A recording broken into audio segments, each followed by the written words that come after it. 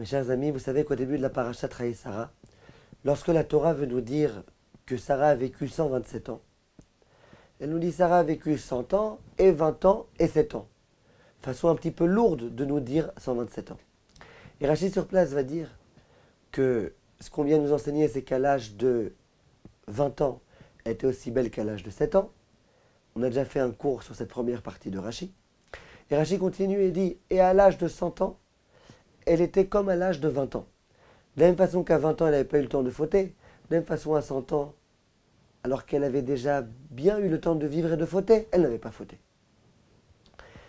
Et Rachid nous dit, bat kouf ke bat kaf. Quand elle était kouf, elle était comme à kaf, à 100 comme à 20. Mon maître, le Rav Bakshi Doron, l'ancien grand rabbin d'Israël, il a l'habitude de rapporter ce Rachid en expliquant de la façon suivante. Le Teilim numéro Kouf, numéro 100, c'est le Teilim Mizmor Letoda. Un psaume qui est plein de remerciements vis-à-vis d'Akadosh Baruch Hu. Le psaume numéro 20, c'est le psaume qu'on récite à chaque fois qu'on est dans une difficulté, dans une immense détresse. Yancha Hashem beyom tsara isagevcha Hashem lo Yaakov. Le psaume qu'on a l'habitude de réciter dans la souffrance. Dit le Rav Bakshi Doron, bat kouf ke bat kaf.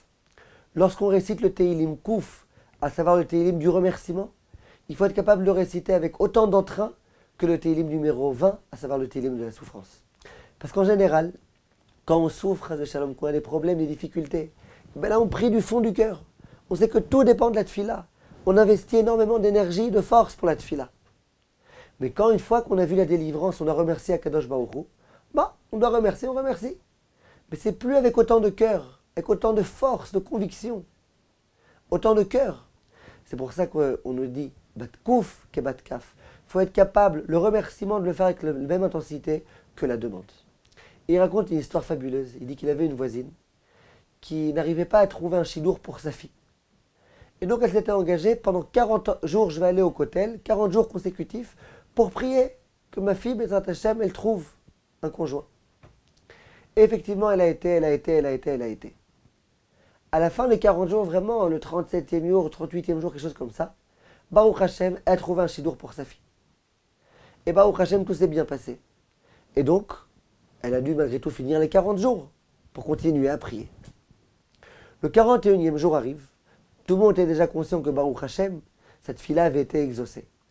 Et voilà qu'à nouveau, elle se dirige vers sa voiture pour aller en direction du kotel. Il y a une voisine qui l'a arrêtée, qui lui a dit « Mais je ne comprends pas. Pourquoi tu vas au kotel? Tu t'es engagé à prier pendant 40 jours. Tu as prié pendant 40 jours. Baruch Hashem, tu as vu une délivrance. Pourquoi tu continues le 41e jour maintenant ?» Et avec toute sa spontanéité, elle a répondu. Elle dit « Regarde, les 40 jours, je me suis engagé de prier pour implorer à Kadosh Baruch Hu. Maintenant, j'ai eu la délivrance. Il faut bien que pendant 40 jours, j'aille au kotel pour remercier à Kadosh Baruch Hu. Si pendant 40 jours, j'ai supplié à Kadosh Baruch Hu, maintenant, il faut que pendant 40 jours, je remercie à Kadosh Baruch Hu. » Mais ça, c'est une grandeur. Quand tout va bien, eh ben ça va. D'être capable à ce moment de remercier avec beaucoup de cœur et d'intensité. Merci Hachem. Là est la grandeur. Bat kouf ke bat kaf. Comme tous mes chers amis.